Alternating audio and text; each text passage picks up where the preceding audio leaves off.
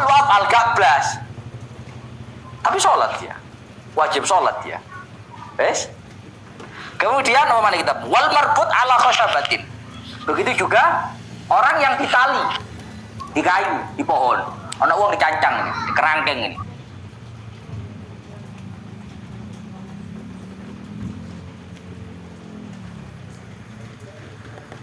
Yang ini pacet. Sami Allahu liman hamidah pacet. Berarti sholatnya orang yang ditali itu hanya akwal, hanya ucapan tanpa tindakan. Berarti duduk sholat itu. Nah, kejanggalannya seperti itu. Kemudian dijawab.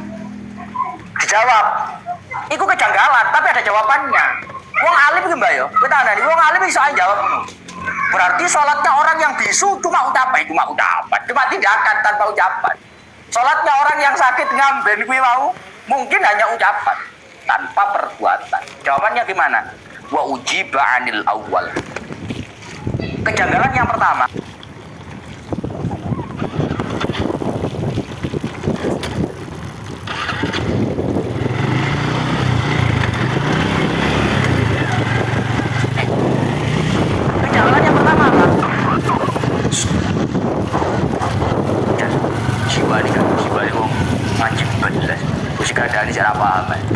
Apa kejanggalan yang pertama? Sujud tilawah dan sujud syukur yang semestinya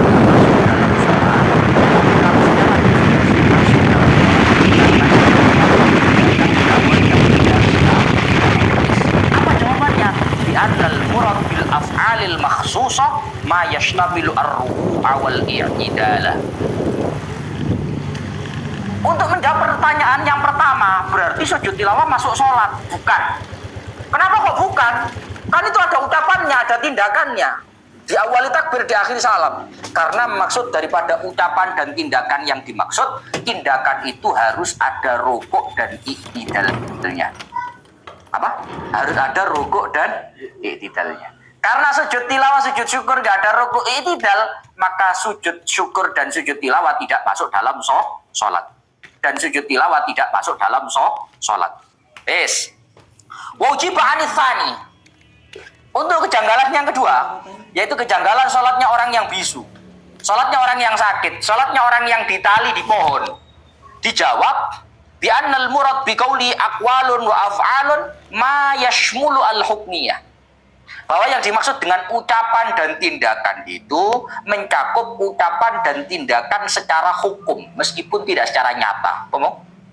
Mencakup yang dimaksud dengan ucapan dan tindakan itu mencakup ucapan dan tindakan secara hukum, bukan secara tindakan.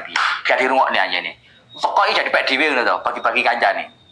Bahwa yang dimaksud dengan ucapan dan tindakan itu memasukkan ucapan dan tindakan secara hukum meskipun tidak ucapan dan tindakan secara nyata, secara fakta, secara realita. Contoh, ana wong ngamben. Ya. Ngene tok. Kali muni Allahu Akbar ngene tok. Tangan gak diangkat. Pertanyaannya, apakah orang ini melakukan ucapan dan tindakan? Kalau tidak berarti gak sholat tuh. Sholat. Nah terus Gus, ucapan tindakannya di mana? Karena kata-kata ucapan dan tindakan itu memasukkan ucapan dan tindakan secara hukum. Apa ucapan dan tindakan secara hukum? Karena orangnya nggak mampu, maka tindakan sholatnya diganti dengan isyarah. Maka isyarah itu tindakan tapi secara hukum. Paham ya? Ngono lho maksudnya. Itu diwurui, bener juga ngalim. Boleh ngaji fikih dia nggak biasa syarat wudu 1 2 ngaji wingi. Setelan mana kalau dari kota. Itu enggak tingkat tau. Paham ya? Paham ya? Waktu kita menunggu. Jerone ngono.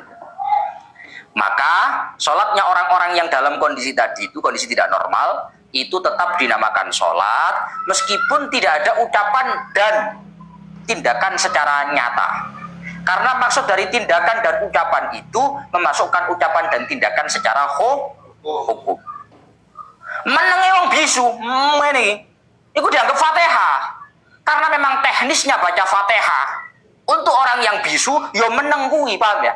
Maka itu dianggap sebagai ucapan secara hukum, paham ya? Tak terus nih. Wa summiyat bidzalik, balik kitab awal.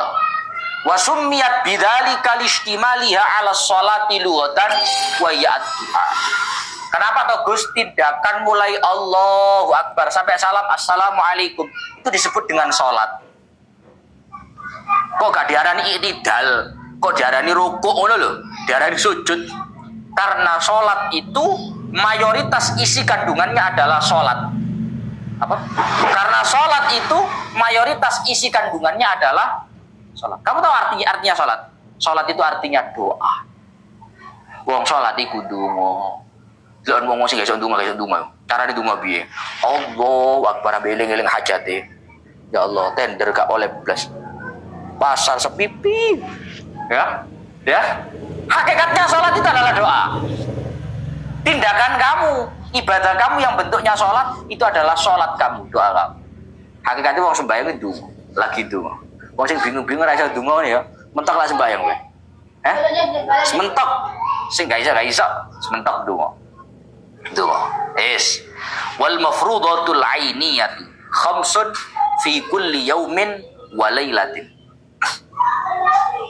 Salat yang diwajibkan, salat yang dihukumi wajib, fardu ain. Fardu ain itu kewajiban yang sifatnya dibebankan kepada individual. Faruk salat, saya harus salat. Saya sudah salat tetap harus salat. Gak ada yang namanya tanggung menanggung. Tetep yo. Ono arek nggih konten. Yo, ono arek TikToker. Nanti bayang, tetep goblok kuwi. Kaji mangan. Salat lima waktu itu adalah salat yang kewajibannya mafruḍat ainiyah. Salat yang kewajibannya sifatnya fardu ain. Fardu kewajiban individual, tidak bisa diwakilkan kepada siapa? Pribadi. Pribadi. Urusanku, urusanmu. Ini bukan urusan bersama, bukan. Tapi urusan pribadi. Dalam satu hari, satu malam, sholat yang harus dilaksanakan itu ada 5 waktu. Dan sholat 5 waktu ini termasuk sesuatu yang maklum minad-din bid-darurah. Termasuk sholat yang maklum minad-din bid-darurah. Napa sih Gus maksudnya maklum minad-din bid-darurah? Sudah diketahui secara pasti dari agama. Tunggu nemonganku. Sebuah hal dalam agama ini itu bermacam-macam modelnya. Ada sesuatu itu yang diketahui secara pasti dalam agama. Ada sesuatu itu yang hanya diketahui oleh kalangan-kalangan tertentu dalam agama. Ada sesuatu itu yang bahkan hanya diketahui oleh orang sekelumit dalam agama ini. Paham saya ya? Paham ya? Ngalim fikih itu nggak semua orang dalam agama Islam ini paham. Paham sampai jeluwimat? Nggak semuanya. Hanya orang sekelumit. Tapi ada hal-hal yang dalam agama ini diketahui secara pasti. Siapapun pokok dia mengaku Islam, dia pasti tahu itu. Salah satunya apa? Kewajibannya sholat. Artinya kalau sesuatu itu sudah dihukumi maklum minad-din bid-darurah, diketahui secara pasti dalam agama, maka tidak mentolerir siapapun yang merasa tidak tahu. Paham ya? Ono wong ngomong, kasih bayang kamu lho, sebenarnya wajib dah lho goblok arek rek. Antemnya arek kayak ngene. Paham ya? Apa maksudnya ya? Lho, kok kita kandani? Mergo wong lek ngomong gak ro sembahyang wajib, iku duduk gak ro, tapi etok-etok gak ro. Pura-pura tidak tahu. Kenapa? Karena kewajiban sholat itu termasuk sesuatu yang maklum minad-din bid-darurah. Sesuatu yang diketahui dari agama secara pasti. Uang sak garu-garu nih, sak mu'allaf-mu'allafi, ya? Sak gak tahu nih ngaji nang kiai, sak gak ngerti-ngerti nih agomo, ngerti lek sembahyang itu wajib. Maka kalau ada orang merasa dirinya tidak tahu bahwa sholat wajib, bodoh dia. Sing salah duduk sopo-sopo nih tapi dewi-dewi. Karena perihal ini urusan yang maklum minad-din bid-darurah. Ngono lho Mas Dewi. Kamu tak kenalkan dengan istilah fikih. Nanti banyak istilah fikih yang maklum minad-din bid-darurah. Oh, berarti lek barang kuwi maklum minad-din bid-darurah sudah diketahui dari agama secara pasti, maka yang tidak tahu yang salah. Wes. Fayakfuru jahiduha. Sehingga imbas daripada kewajiban sholat itu diketahui secara pasti dari agama, maka orang yang tidak mempercayai, orang yang menolak, orang yang mengkufuri, orang yang mengingkari kewajiban sholat, dia dihukumi kafir.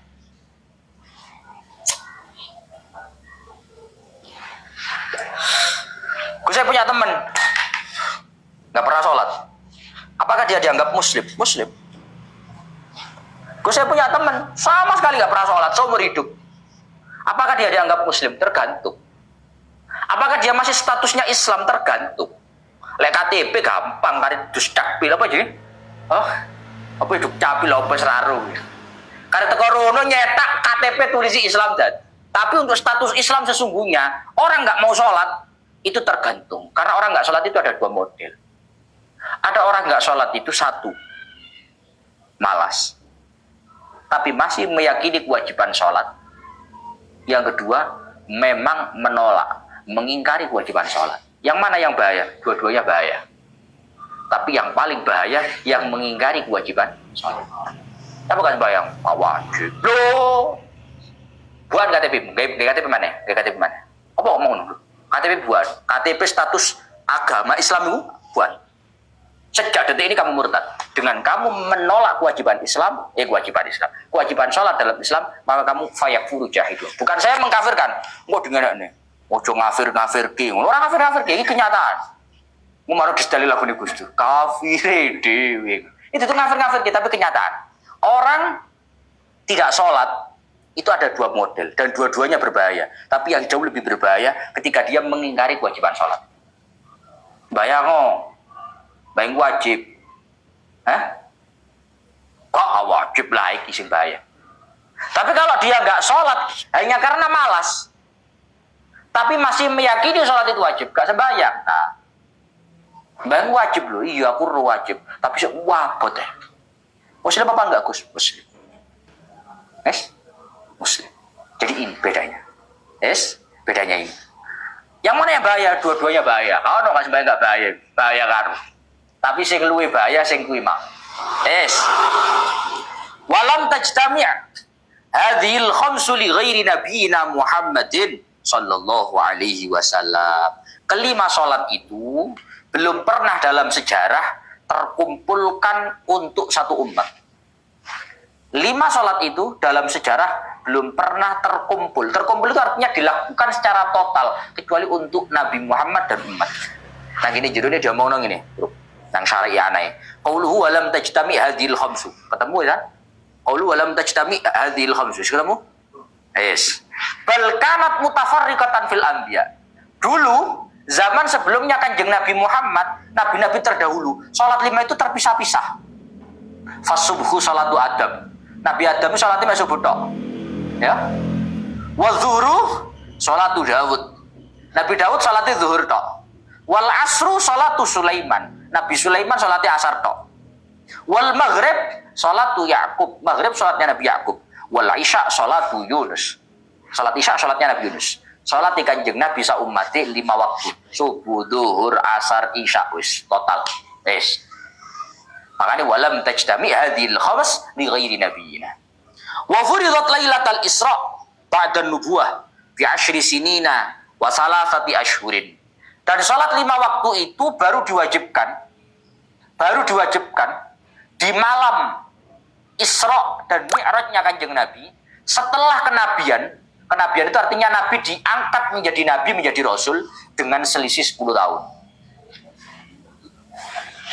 Kau paham historinya? Kanjeng Nabi diangkat menjadi Nabi. Ya, Kanjeng Nabi diangkat menjadi Nabi. Umur berapa? Umur berapa? 25. Ngawur. Kanjeng Nabi itu nikahnya 25, ngawur ya. Kanjeng Nabi diangkat menjadi Nabi, itu sudah menjadi suaminya Sayyidah Khadijah. Nabi menikah dengan Sayyidah Khadijah belum jadi Nabi. Belum jadi Nabi. Usia 25 tahun Nabi menikah dengan Sayyidah Khadijah. Nabi belum menjadi Nabi.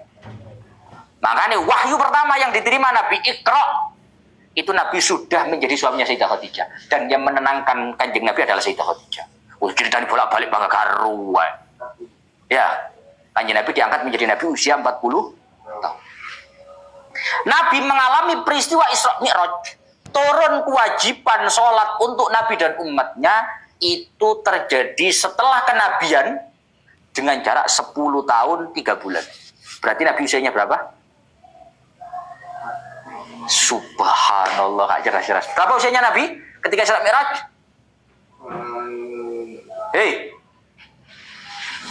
Cerdas apa tuh? 50 tahun.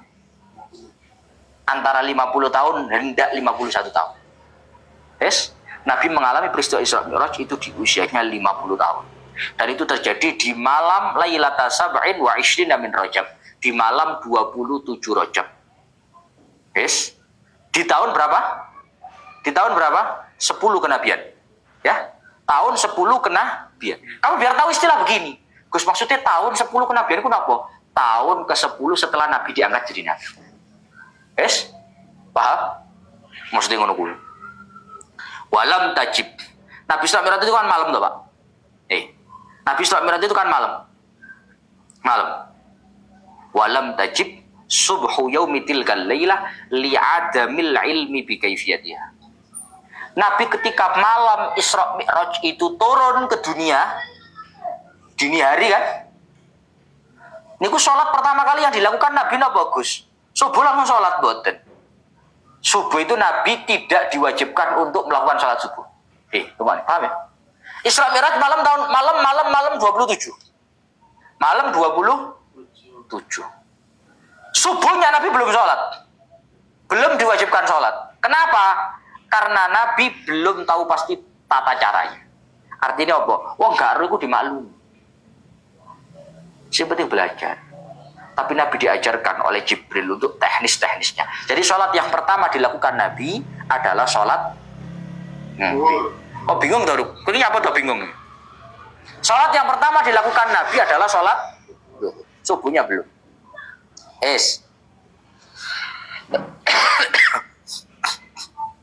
Ya Allah.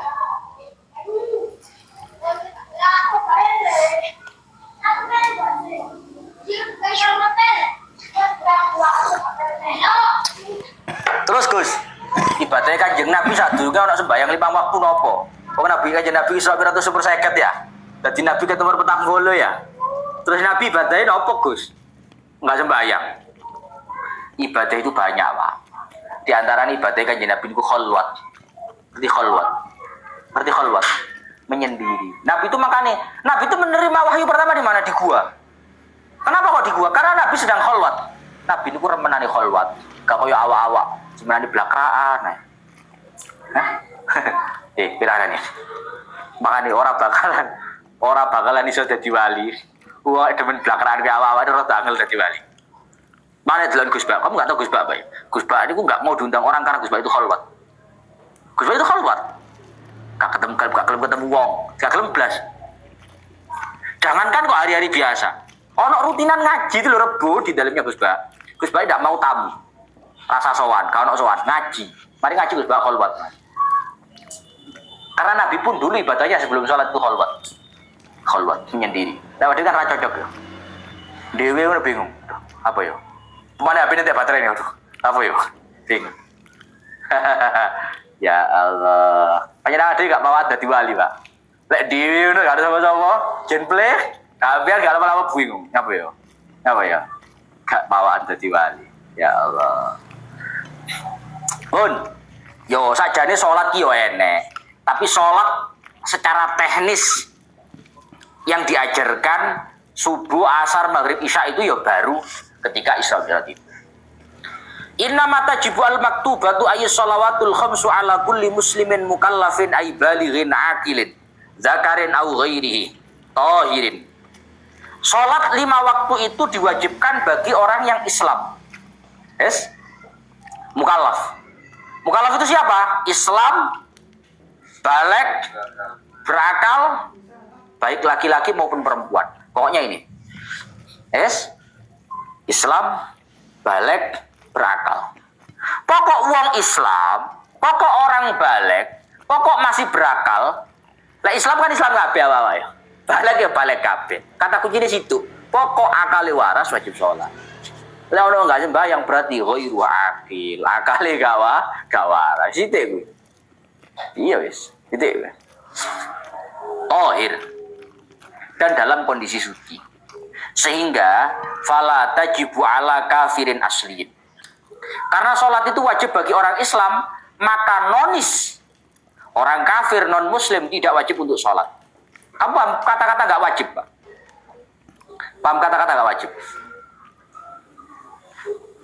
maka orang kafir tidak wajib untuk sholat. Begitupun anak kecil. Begitupun orang gila. Begitupun orang yang mabuk, tapi mabuk tanpa ada unsur kesengajaan. Mabuk tanpa ada unsur kesengajaan, nggak wajib. Apa maksudnya Pak? Ada orang mabuk tanpa ada unsur kesengajaan dari dia, maka dia nggak wajib sholat. Tapi lek wong sing mabuk teler ngene iki, ya wajib sholat tetap. Loh katanya wala taqrabus sholata wa antum sukara, Gus. Ya disterilkan dulu baru sholat, tapi wajib sholat. Ngono lho. Wala ala haidin wa nufasaa. Begitupun sholat tidak wajib bagi orang-orang wanita-wanita yang dalam kondisi haid, udzur, menstruasi. Begitupun wanita yang dalam kondisi nifas juga tidak wajib sholat. Kenapa? Li'adami sihhatiha minhuma. Karena sholat yang dilakukan oleh kedua orang ini, yakni wanita haid dan wanita nifas, tidak akan pernah sah. Ono wedok ngene ngeyel, menolak fitrahnya jadi wanita.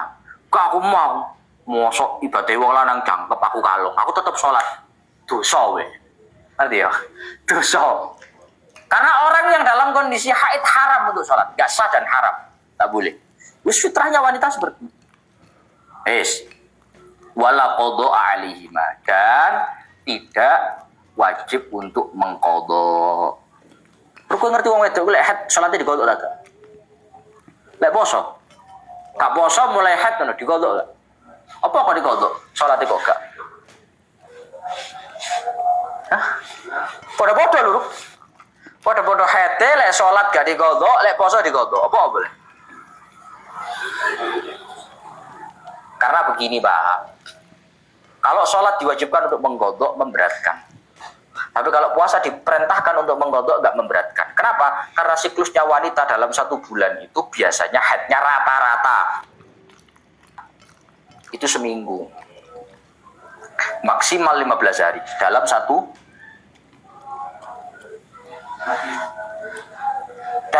bulan. Siklusnya wanita itu haid itu rata-rata seminggu, maksimal sebulan.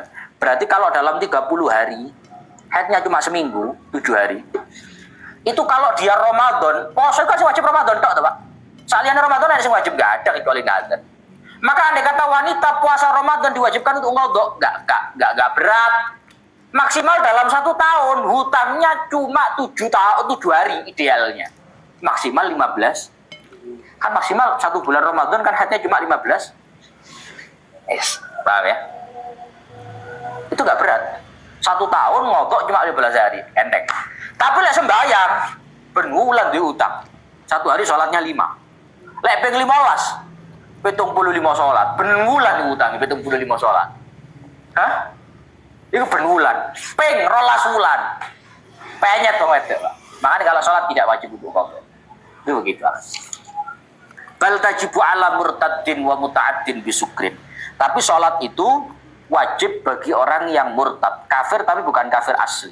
Kafir murtad. Jadi ada orang Islam, keluar dari Islam, namanya murtad. Orang yang murtad itu wajib untuk sholat.